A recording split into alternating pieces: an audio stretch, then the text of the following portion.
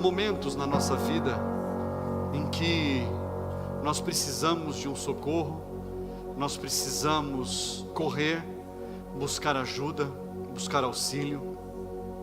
Há determinados momentos na nossa vida em que lá dentro, talvez a gente não esteja externando isso, mas às vezes lá dentro do nosso coração a gente esteja urrando, gritando por socorro, pedindo um escape, pedindo a ajuda do Senhor, pedindo a Deus que alguém olhe por nós e que algo aconteça em nosso favor. O tema da mensagem de hoje é esconderijo. Eu quero ler com você o texto que está lá, num dos primeiros livros da Bíblia, Números, capítulo 35, a partir do versículo 9, Números 35, a partir do versículo 9.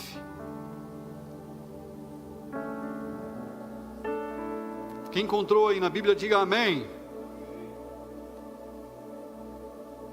Vamos ler, diz assim: O Senhor disse ainda a Moisés: Fale com os filhos de Israel e diga-lhes: Quando passarem o Jordão para entrar na terra de Canaã, escolham para vocês algumas cidades que lhes sirvam de refúgio, para que nelas se acolha o homicida que matar alguém involuntariamente.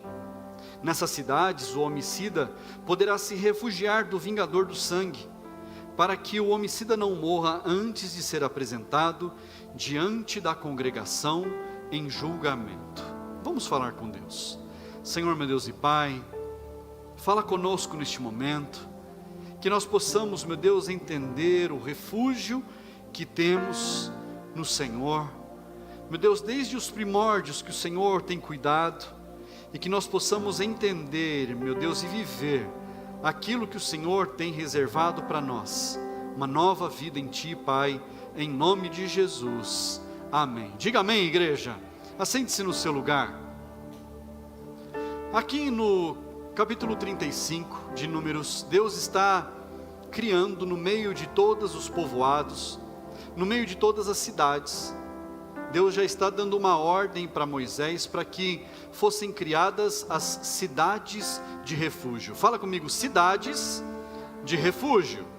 Eram 6 cidades, 3 a oeste, 3 a leste, 3 a oeste do Jordão, 3 de cada lado, para que o homicida, olha isso, o homicida que não tivesse dolo, que não tivesse intenção de matar, ele pudesse buscar refúgio, ele pudesse buscar guarida, proteção. O cuidado de Deus, irmãos, para a nossa vida, ele vai além da nossa compreensão.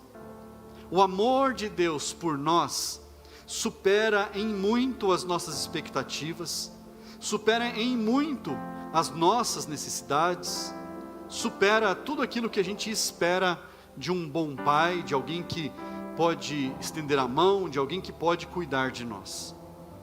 O cuidado de Deus aqui no meio do povo de Deus foi inclusive com os homicidas que matavam alguém involuntariamente. E aí o texto discorre a respeito disso e fala como era isso, porque há 2 questões no meio jurídico que vêm desde os primórdios da história. Mas há aquele que mata com intenção de fazer, e há aquele que mata sem a intenção de fazer. Nossa, pastor, que termos pesados. Até a internet às vezes cai quando você fala uma coisa dessa. Tem que colocar até uns asteriscos, uns negócios diferentes, para não ir o texto do jeito que está sendo falado, para que não seja bloqueado, para que a mensagem consiga ir adiante. Mas, no termo jurídico, há 2 questões. Uma é o dolo, e outra é a culpa, e isso diferencia muito o porquê daquilo que aconteceu. Então, quando há um julgamento de um determinado homicídio, de algo do tipo, se julga de 2 formas, ou com dolo, ou com culpa. E o que isso quer dizer? Com dolo, quer dizer que é quando há intenção, quando há planejamento, quando há pensamento, quando há intenção de se causar aquele mal, Quem compreendeu, diga amém. E a culpa é quando eu sou culpado. Eu não queria fazer aquele mal, mas aconteceu um acidente. E aí a Bíblia dá alguns exemplos, quando alguém lançar uma pedra, cair na cabeça de alguém e aquela pessoa morrer, e vai dando exemplos desse tipo onde não havia intenção de fazer mal. Irmãos, na nossa vida, tantas vezes há intenções de pessoas em causarem mal aos outros. É ou não é? Você já deve ter visto pessoas que elas planejam o mal, elas intentam o mal nos seus corações. A alma delas, ela é uma alma amarga, elas intentam o mal, e elas planejam, elas maquinam e elas colocam em execução. Elas fazem o mal, mas há pessoas que não intentam o mal. Por exemplo, você está andando com o seu carro na rua, cruza uma pessoa na sua frente e você atropela a pessoa, sei lá, feriu, machucou, danificou o veículo da outra pessoa. Você queria fazer aquilo? Não. Não houve dolo, não houve intenção de fazer aquilo, mas houve culpa, porque você não foi prudente o suficiente para evitar aquilo. Isso se a culpa realmente for sua. Mas entenda o que eu estou dizendo. Quando alguma coisa acontece, ou acontece por dolo, por intenção de se fazer, ou acontece por culpa. Culpa é intencional, não há intenção. E Deus, ele cria as cidades de refúgio para os homicidas sem dolo, os homicidas não intencionais. Meu Deus, será que era necessário mesmo algo do tipo? Sim, porque existia naquela época algo chamado vingador do sangue. Olha isso, o vingador do sangue. O que era? Se alguém da minha família ou do meu círculo de amigos morresse, eu poderia me colocar no lugar do vingador do sangue e ir até aquela pessoa que causou aquele mal, que matou aquela pessoa, e ir lá e matar aquela pessoa. Meu Deus, naquela época era a justiça feita com as próprias mãos, era assim. Mas Deus, ele tira essa justiça dos homens, que deveria ser feita com as próprias mãos, e cria as cidades de refúgio, para que os homens ali pudessem correr até aquele lugar, caso tivesse acontecido um homicídio, e aí por dolo ou por culpa, a pessoa esperaria ali, naquele lugar, e dentro daquela cidade, dentro daquele povoado, aquele vingador do sangue não poderia acessar e fazer nada ali. Então aquele lugar era para o estrangeiro, para aquele nato, para todas as pessoas que tivessem cometido algo do tipo. Então elas aguardariam o julgamento seria feito, haveria as testemunhas, e depois do julgamento, ou aquela pessoa voltaria para a cidade de refúgio, ou ela seria proibida de entrar na cidade de refúgio, e aí, então, era cada um por si, cada um que se vire, e corra pernas para que te quero, não é assim? Então, se fosse julgado culpado, aquela pessoa tinha que correr, se virar, porque certamente alguém iria atrás dela para vingar o sangue daquela pessoa que havia morrido. Então, para você permanecer vivo, para alguém permanecer vivo naquela situação, ela precisava estar dentro da cidade de refúgio. Fala comigo, dentro da cidade de refúgio. Ali era o lugar de permanecer vivo, de manter a vida, de você manter a sua integridade, de alguém se manter vivo. Era dentro da cidade de refúgio, um lugar em que as pessoas procuravam ali aquele refúgio, aquele socorro. Elas ficavam ali escondidas. Na verdade, todo mundo sabia que dentro daquela cidade, quem estava ali é porque em algum momento cometeu algo absurdo, ou por acidente, ou por intenção de fazer. Mas ficava ali aguardando, e o julgamento não demorava dias, era muito rápido o julgamento. Mas, detalhe, se a pessoa fosse inocentada quer dizer que ela fez sem a intenção. Ela tem a culpa por aquele dano que ela causou, mas ela não tinha a intenção. E aí? Ela precisava pagar uma pena, irmãos. E a pena era ficar na cidade de refúgio, que não era cadeia, era uma cidade aberta, com regras, mas ela precisava ficar ali dentro daquela cidade de refúgio, até que o julgador dela, que era o sumo sacerdote, morresse. Olha que interessante, não era até a morte dela, era até que o sumo sacerdote, que havia julgado a causa dela, ele encerrasse a vida dele. Então um novo sumo sacerdote era colocado, era levantado, e todas aquelas pessoas que estavam na cidade de refúgio, então, poderiam seguir as suas vidas, voltar para suas famílias, para suas propriedades, e continuar com tudo. Você consegue entender, consegue compreender o que é essa cidade de refúgio? Quem é o sumo sacerdote? Quem são essas pessoas?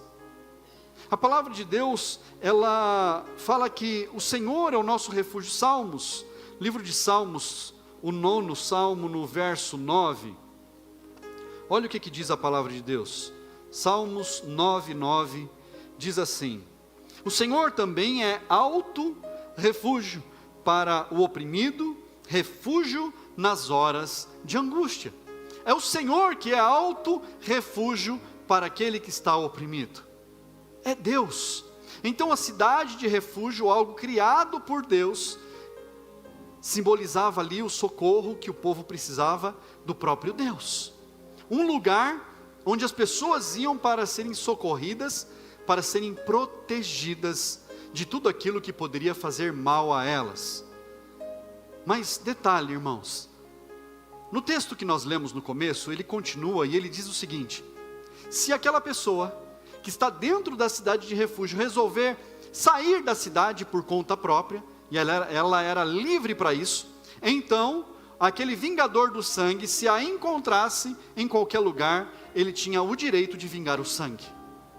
Então aquele que não estava na cidade de refúgio, não estava debaixo da proteção, não estava debaixo do refúgio da guarda, ele estava desprotegido.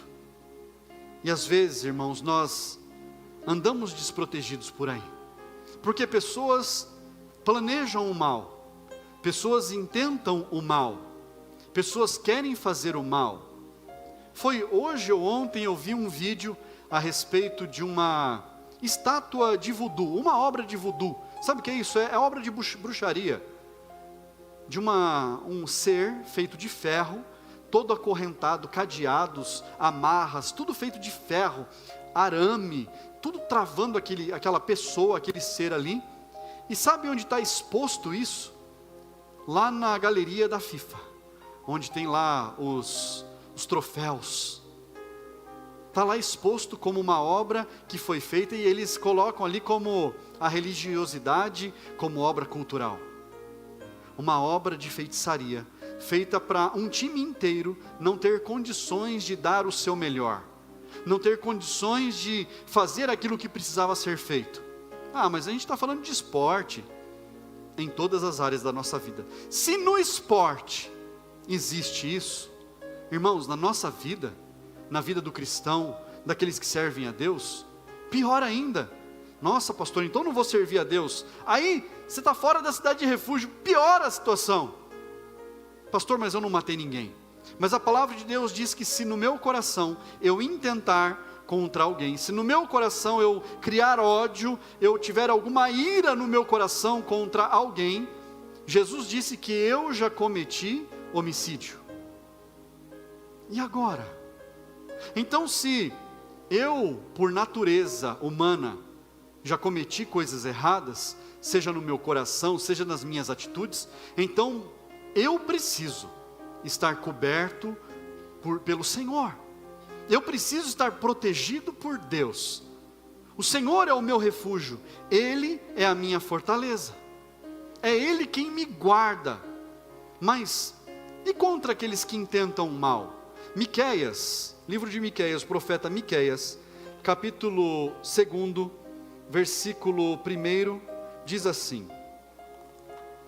Miqueias, capítulo 2, versículo 1. Abra sua Bíblia. Diz assim: ai daqueles que ainda no seu leito imaginam a iniquidade. Iniquidade é injustiça. E planejam o mal. Ao amanhecer eles o praticam, porque têm poder para tanto. Cobiçam campos e se apossam deles. Cobiçam casas e as tomam. Assim fazem violência a um homem e a sua casa, a uma pessoa e a sua herança. Aqui está dando um exemplo. Ai daqueles que lá dentro da sua casa, está falando no seu leito, que é o lugar mais reservado, o lugar mais íntimo. Ai daqueles que lá no seu íntimo intentam o mal, planejam fazer coisas injustas, planejam praticar atos maus. E ainda o texto diz, e tem poder para fazer assim. Porque na mão deles foi dado condições de fazer algo, e esses escolhem fazer algo ruim. Irmãos, talvez lá no trabalho, no estudo, em inúmeros lugares você veja pessoas que têm poder para fazer algo, elas têm condições de fazer algo bom, mas elas escolhem o caminho mau, elas escolhem fazer as coisas ruins, elas escolhem prejudicar o próximo. Não vou nem pedir para você levantar a mão, mas se eu pedir, eu acredito que todo mundo aqui já viu alguém nessas condições, tentando o mal contra os outros. E não é da noite para o dia, ela fala assim, vou prejudicar ele aqui agora. Não, ela planeja, ela maquina, ela constrói, ela projeta, então ela coloca em execução. Porque o prazer dela não é ver a alegria das pessoas, é ver a queda dos outros, é ver os outros se dando mal, para ela tomar alguma vantagem com relação a isso. E o texto que nós lemos diz que é para tomar casas, campos, terrenos, para tomar as posses daquela pessoa, para tomar o lugar daquela pessoa. Irmãos, trairagem tem em todo lugar. Gente querendo nos trair, nos passar a perna, nos ferir, nos prejudicar, tem em todo lugar. Mas o texto, quando nós lemos, tem uma pequena palavrinha de 2 letras que diz assim, ai daqueles que ainda no seu leito intentam o mal. Porque nos dias de hoje, não é a nossa mão que vinga. Não somos nós que nos levantamos para vingar aquele que se levanta para fazer o mal. Quantas pessoas já tentaram fazer o mal contra você, talvez contra a sua casa, o seu trabalho, os seus negócios, a sua família? Quantas pessoas já planejaram fazer algo para te prejudicar, para que elas pudessem ter alguma vantagem? Há determinadas coisas que nós podemos fazer, mas nada, irmãos, nada supera um joelho plantado no chão, clamando ao Deus poderoso. Nada. É só você dobrar o seu joelho e falar, Senhor, estão se levantando, estão armando, estão fazendo, porque o Senhor, Ele é o nosso vingador. Meu Deus, eu não quero o mal de ninguém. Você não precisa desejar o mal e nem deve desejar o mal de ninguém. Mas o texto que nós lemos diz lá em Miqueias, ai daqueles que intentam o mal. Mas lá em Romanos capítulo 12, para você entender a respeito daquele que é o vingador, versículo 17, Romanos 12, 17, diz assim, não paguem a ninguém mal por mal, procurem fazer o bem diante de todos, se possível, no que depender de vocês, vivam em paz com todas as pessoas. Meus amados, não façam justiça com as próprias mãos, mas deem lugar à ira de Deus, pois está escrito, a mim pertence a vingança, eu é que retribuirei, diz o Senhor. Aqui demonstra o amor, o cuidado, os ciúmes de Deus para com seus filhos. O extremo cuidado de um pai com relação aos seus filhos. E Deus fala, eu é que vou resolver a situação. Não é que a gente ora a Deus pedindo o mal de alguém, não, de forma alguma. A palavra de Deus manda que nós devemos orar pelos nossos inimigos, por aqueles que se levantam contra nós, pedindo a misericórdia, o perdão de Deus sobre as nossas vidas e sobre as vidas deles. Mas e aí? Deus fala assim, deixa comigo que eu resolvo. Deixa comigo, deixa na minha mão. Deixa comigo que eu resolvo. O Senhor é quem nos vinga, mas o que é essa vingança? É a própria lei que foi criada por Deus, lá no início de tudo, a lei da semeadura e da colheita. Tudo aquilo que o homem plantar, certamente ele colherá. Tudo que o homem plantar, certamente ele colherá. Se nós plantamos coisas boas, nós vamos colher coisas excelentes. Mas se as pessoas plantam coisas más, a consequência, irmãos, ela acontece, é inevitável. A consequência vem, a não ser que essas pessoas conheçam a cidade de refúgio e elas se abriguem nela, a não ser que essas pessoas descubram o refúgio que elas precisam e elas entrem debaixo dessa proteção, elas se coloquem nesse esconderijo. Nós precisamos conhecer o esconderijo do Altíssimo. Nós precisamos conhecer onde é que nós estamos, onde é que nós precisamos permanecer, onde é que nós precisamos estar, para que nós possamos estar cobertos pela proteção do Senhor. Salmos 91, extremamente conhecido, irmãos. Salmos 91, olha só, lindo demais. Tem gente que deixa a Bíblia aberta em casa no Salmo 91, achando que é algum patuá, alguma mandinga que vai bloquear os males ali na casa da pessoa. Ela põe lá, não, porque o Salmo 91 está aberto aqui, ninguém entra, nenhum mal entra nesse lugar. Se não ler a palavra, se não guardar no coração, se não entrar, irmãos, é só um livro aberto, empoeirando com página amarela, não serve para nada, para nada. Diz assim: aquele que habita no esconderijo do Altíssimo e descansa à sombra do Onipotente, diz ao Senhor: Tu és o meu refúgio, a minha fortaleza, o meu Deus, em quem confio. A nossa segurança está em Deus, a nossa segurança está no Senhor. É Ele quem nos coloca debaixo das suas asas, no seu esconderijo. Nós precisamos estar debaixo do esconderijo do Senhor, guardados, protegidos por Ele. É Ele quem nos guarda. Pastor, por quê? Porque nós cometemos erros, porque nós pecamos, porque nós erramos. Salmo 51, versículo 1, diz assim: compadece-te de mim, ó Deus, segundo a tua benignidade e segundo a multidão das suas misericórdias. Apaga as minhas transgressões, lava-me completamente da minha iniquidade e purifica-me do meu pecado. A palavra de Deus diz que os nossos pecados e as nossas iniquidades fazem separação entre nós e Deus. O que é o pecado? Pecado é aquilo, tudo que transgride a palavra de Deus, tudo que desagrada ao Senhor. E a iniquidade? A iniquidade é o que desagrada os homens, é a injustiça, é aquilo que nós fazemos que é injusto, que não é correto diante dos homens. Então a palavra de Deus diz que os pecados e as injustiças fazem separação entre nós e o Senhor. Então o salmista ele diz: Senhor, apaga de mim as minhas transgressões, Senhor, tira de mim as minhas iniquidades, me purifica dos meus pecados, me limpa. Eu quero estar diante do Senhor. O salmista está declarando e clamando: Senhor, me coloca na tua cidade de refúgio. Senhor, estende as tuas asas sobre a minha vida e me guarda, Senhor. Me coloca debaixo da sua proteção. Senhor, eu quero estar protegido pelo Senhor todos os dias. Que as misericórdias do Senhor se renovem sobre a minha vida todos os dias, porque eu preciso do Senhor. Sem ti eu nada sou. Sem o Senhor eu estou perdido. Sem o Senhor o vingador do sangue vai acabar comigo. Sem o Senhor a minha vida já era.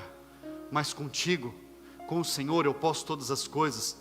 O Senhor é a minha torre forte, o meu refúgio, a minha fortaleza, socorro bem presente na hora da angústia, aquele em quem eu busco e quem eu tenho resposta. É o Senhor. Jesus, ele já entregou a vida dele por amor a nós, já entregou tudo, já derramou o sangue dele para que nós pudéssemos ter vida. Romanos capítulo 5, versículo 9, diz assim: logo muito mais agora, sendo justificados pelo seu sangue, seremos por ele salvos da ira. Porque se nós, quando inimigos, fomos reconciliados com Deus mediante a morte de seu Filho, muito mais, estando já reconciliados, seremos salvos pela sua vida. O sangue já foi derramado, o Senhor já levou sobre ele os nossos pecados, as nossas transgressões, as nossas injustiças. Jesus levou sobre si, ele se fez a nossa cidade de refúgio. E nós precisamos estar debaixo da proteção dele, escondidos no esconderijo do Altíssimo, guardados pelo Senhor, protegidos por Deus. Sem a proteção de Deus, irmãos, é só desastre, só problema, só dor de cabeça, só consequências ruins. Mas quando o Senhor, Ele acampa o anjo dele ao nosso redor, Ele estende as asas dele sobre nós, nós estamos guardados por Ele. O inimigo não nos enxerga, o mal não nos alcança, os dardos inflamados do maligno que tentam minar as nossas forças, não são capazes de ferir a nossa carne. As flechas lançadas de dia e de noite contra as nossas vidas, erram o alvo, porque o Senhor é o nosso escudo, o Senhor é quem nos guarda. Aleluia. E nós já vamos encerrar. Romanos capítulo 8. Versículo 1, diz assim: agora pois, já não existe nenhuma condenação para os que estão em Cristo Jesus. Não há mais condenação para aqueles que estão em Cristo Jesus. Não existe mais condenação para as nossas vidas, porque nós estamos buscando o socorro dEle, porque nós estamos procurando o socorro do Senhor, porque nós estamos buscando a proteção de Deus sobre as nossas vidas, porque nós nos colocamos no esconderijo do Altíssimo, e Ele tem nos guardado. Pastor, como é que eu faço para estar debaixo dessa proteção? O que é preciso eu fazer para que eu possa estar protegido por Deus? Não é você colocar uma Bíblia aberta na sua casa com o Salmo 91, não é colocar uma ferradura no portão. Coitado do cavalo que perdeu a ferradura, né? Tem gente que coloca trevo de 4 folhas guardado em algum lugar. Tem gente que tem aquelas figuinhas pendurada no pescoço, compra uma corrente bonita, pendura um crucifixo e acha que aquilo ali é uma proteção sobre a sua vida. Lê do engano, um simples engano. A nossa proteção está em Cristo, é Ele quem nos guarda, é Ele quem nos protege. Então eu preciso estar debaixo da proteção dEle, eu preciso estar debaixo da guarda dEle, e para eu estar debaixo dessa proteção, eu preciso ser filho. Para eu estar debaixo dessa proteção, eu preciso reconhecer que Ele é Senhor e Salvador da minha vida, que eu preciso dEle, que eu dependo dEle, que sem Ele eu nada posso fazer. Aleluia. O Senhor tem uma nova vida para você, uma vida de proteção, uma vida onde você pode se colocar no refúgio dEle, uma vida onde você pode recorrer a um Pai amoroso, um Pai presente, um Pai que estende as mãos e te puxa para perto e te abraça, um Pai que não é negligente, um Pai que quando você grita por socorro, Ele é bem presente, Ele está ali sempre, pronto para ouvir, pronto para atender, pronto para responder. E o Senhor quer te dar essa vida hoje.